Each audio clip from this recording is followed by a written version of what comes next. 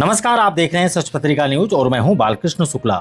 कोटपुतली से सबसे बड़ी, हैरान कर देने वाली और ग्राउंड जीरो की वो खबर सामने आ रही है जिसने पूरे प्रशासनिक अमले को हिलाकर रख दिया है। अपनी जायज मांगों को लेकर पिछले 7 दिनों से कलेक्ट्रेट के बाहर कड़ाके की धूप और विपरीत हालातों में महापड़ाव पर बैठी महिलाओं के सब्र का बांध आखिरकार टूट गया।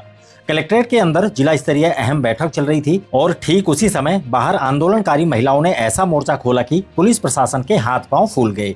यहाँ तक कि मुनावर विधायक ललित यादव को भी आक्रोशित महिलाओं ने चारों तरफ से घेर लिया और जिले भर के अधिकारियों को लगभग 1 घंटे तक कलेक्ट्रेट के अंदर रुकना पड़ा। चलिए अब आपको विस्तार से बताते हैं कि आखिर कोटपुतली जिला कलेक्ट्रेट के बाहर बुधवार को क्या क्या हुआ। दरअसल एनजीटी के आदेशों की अनुपालना कराने और जोधपुरा गांव के पुनर्वास की मांग को लेकर पिछले 7 दिनों से कलेक्ट्रेट कार्यालय के बाहर महापड़ाव चल रहा था। यह महापड़ाव जोधपुरा संघर्ष समिति के बैनर तले आयोजित किया जा रहा था। आंदोलन में शामिल महिलाएं आंदोलन स्थल पर मूलभूत सुविधाओं जैसे कि पीने के पानी और शौचालय की व्यवस्था न होने को लेकर प्रशासन से बेहद खफा थी। महिलाओं का आरोप था कि वे लगातार बुनियादी मांगे कर रही हैं, लेकिन प्रशासन उनकी आवाज को अनसुना कर रहा था। इसी बीच कलेक्ट्रेट के अंदर एक महत्वपूर्ण जिला स्तरीय समिति की बैठक बुलाई गई थी।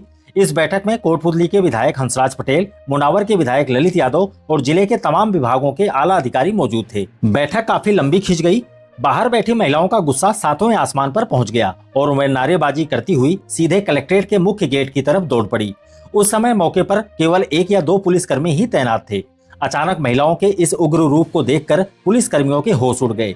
उन्होंने तुरंत वायरलेस पर संदेश भेजकर उच्चाधिकारियों को सूचित किया।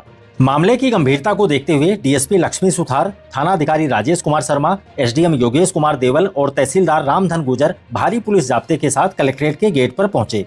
महिलाओं ने अंदर घुसने का प्रयास किया, लेकिन जब पुलिस ने उन्हें समझाया तो वह मुख्य गेट पर ही धरने पर बैठ गई और कलेक्ट्रेट को पूरी तरह से ब्लॉक कर दिया।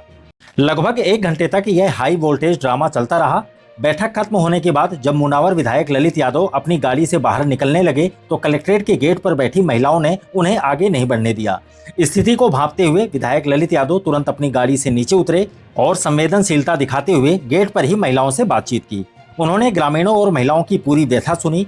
इसके तुरंत बाद विधायक ललित यादव आंदोलन के संयोजक राधेश्याम शुक्लावास को साथ लेकर सीधे जिला कलेक्टर अपर्णा गुप्ता के चैम्बर में पहुंचे। उन्होंने कलेक्टर से अब तक हुई कार्रवाई की प्रगति रिपोर्ट मांगी और ग्रामीणों की मांगों को प्रमुखता से उनके सामने रखा। जिला कलेक्टर अपर्णा गुप्ता ने बताया कि एनजीटी के आदेशों के तहत उपखंड अधिकारी की अध्यक्षता में एक विशेष कमेटी की बैठक पहले ही की जा चुकी है। इस बैठक में सबसे बड़ी बात यह निकल कर आई कि अल्ट्राटेक सीमेंट प्लांट प्रबंधन भी ग्रामीणों के वन टाइम यानी एक मुश्त पुनर्वास के लिए पूरी तरह सहमत हो गया है। संबंधित प्रमुख विभागों ने भी इस पर अपनी लिखित सहमति दे दी है।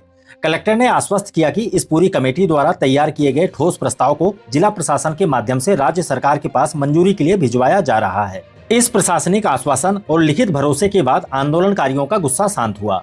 इसके बाद महापड़ाव स्थल पर एसडीएम योगेश कुमार देवल ने महापड़ाव में बैठे अनशनकारियों को अपने हाथों से जूस पिलाकर उनका अनशन तुड़वाया। आंदोलन के संयोजक राधेश्याम शुक्लावास ने मीडिया को संबोधित करते हुए कहा कि जिला प्रशासन पुनर्वास की मांग पर सहमत जरूर हुआ है और इसलिए कलेक्ट्रेट के सामने होने वाले महापड़ाव को फिलहाल स्थगित किया जा रहा है। लेकिन उन्होंने यह भी साफ कर दिया कि जोधपुरा गांव में पिछले 1301 दिनों से जो धरना चल रहा है वह आगे भी लगातार जारी रहेगा। जब तक सरकार पुनर्वास के इस प्रस्ताव को धरातल पर लागू नहीं कर देती, उनका संघर्ष विराम नहीं लेगा। इस दौरान संघर्ष समिति के सचिव कैलाश यादव ने आंदोलन को सहयोग देने वाले सभी लोगों का आभार व्यक्त किया। कलेक्टर के चैम्बर से बाहर आने के बाद मुनावर विधायक ललित यादव ने पत्रकारों से बातचीत में राज्य सरकार और स्थानीय राजनेताओं पर तीखे शब्दबाण चलाए। उन्होंने कहा कि यह बेहद शर्मनाक और अफसोस की बात है कि ग्रामीण पिछले 1301 दिनों से आंदोलन कर रहे हैं। एनजीटी के स्पष्ट आदेश हैं, फिर भी सरकार कुंभकर्णी नींद सो रही है। उन्होंने बिना नाम लिए स्थानीय नेताओं पर कटाक्ष करते हुए कहा कि अगर मैं यहाँ का स्थानीय विधायक होता तो यह आंदोलन कब का खत्म करवा चुका होता और इन कंपनियों की रड़क निकाल देता। उन्होंने आगे कहा कि मैं अपनी राजनीति में जेब नहीं रखता, इसलिए मुझे इन औद्योगिक इकाइयों से कोई निजी स्वार्थ नहीं है और न ही मैं इनसे किसी प्रकार का कोई चंदा लेता हूँ। चलिए अब आपको बिना किसी काट छांट के सीधे सुनाते हैं मुनावर विधायक ललित यादव का वह पूरा विस्फोटक बयान, जिसमें उन्होंने कोटपुतली के राजनीतिक गलियारों में हलचल मचा दी है। सुनिए यह उनकी पूरी बाइट। ये बड़ा विषय है। 1300 दिन से ज्यादा दिन इस मुद्दे को हो गया और आज भी जब मैं यहाँ आया था तो महिलाएं धरने पर बैठी हैं, अनशन पर बैठी हैं। इससे उचित समय हो नहीं सकता। मैंने इनकी पीड़ा सुनकर के कलेक्टर महोदय से हमने बात करी। अभी उन्होंने एक चिट्ठी लिख कर के दी है अभी, जो पुनर्वास को लेकर के और कंपनी का भी एक उसमें एक क्लोज डाला है। कंपनी ने भी इस बात पे एग्री किया है कि हम वन टाइम इनके पुनर्वास के लिए जो नॉर्म्स में जो है उसके लिए वो तैयार हैं करने के लिए, वो मना नहीं कर रहे। जिनको पैसा देना है वो लोग भी एग्री इसमें किया है। और अभी जो कमेटी में एसडीएम साहब ने बाकी तमाम लोगों ने इस पर साइन करके चिट्ठी हमें दी है, अभी आपको कॉपी में दूँगा अभी। देखिए लंबे समय की बात है और सरकार के कानों पर जू नहीं रेंग रही इस बात को लेकर के कि 300 से 400 लोगों की उस समय के बाद से आज तक जान चली गई, कितने लोग गंभीर बीमारियों से पीड़ित हो गए। और सरकार जो है सर्कस में बिजी हो रही है। सरकार जो है आज देख रहे हो किस प्रकार से कानून व्यवस्था हो रही है। जेल के अंदर जो कैदी की मौत हो जाती है, लेकिन सरकार धरने पर बैठे व्यक्ति की सलाह लेने के लिए आने के लिए तैयार नहीं है। तो मैं तो इस बात पर निश्चित रूप से कहना चाहूँगा कि सरकार इस पर तुरंत संज्ञान लेकर के अब चिट्ठी जयपुर जाएगी, हम लोग उस पर बात करेंगे और इनको तुरंत पुनर्वास हो, एक साथ इनको घर अलग से दिया जाए, कॉलोनी बसा कर सरकार दे, ताकि ये लोग अपना जीवन यापन कर सकें और बीमारी से पीड़ित होकर के इनकी जान नहीं जाए। तो अभी तक तो पॉजिटिव रेस्पॉन्स इन्होंने दिया है।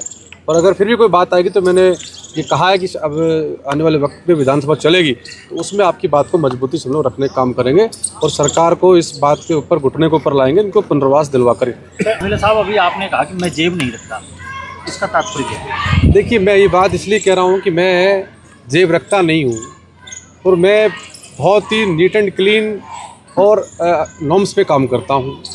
मैं कोई कमीशन खोरी, कोई गलत काम, फैक्ट्री से कोई चंदा चकोरी मैं करता नहीं हूँ।